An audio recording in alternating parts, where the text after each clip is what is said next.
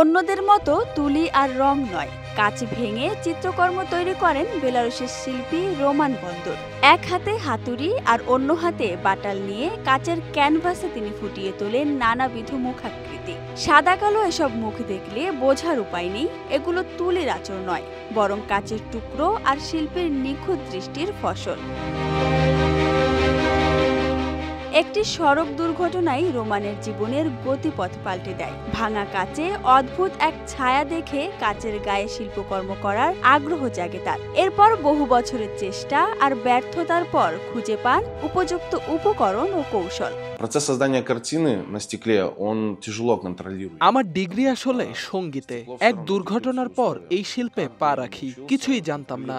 একদিন গাড়ির দুর্ঘটনার পর ভাঙা উইন্ডশিল্ডে এক ছায়া দেখেছিলাম, ঠিক যেমন মানুষ মেঘে মুখ দেখে। তখন থেকেই শুরু। এই শিল্প শেখার কোনো স্কুল নেই, তাই নিজেই শিখেছি ভুল থেকে। প্রায় 2 বছর লেগেছিল পুরোপুরি আয়ত্তে আনতে।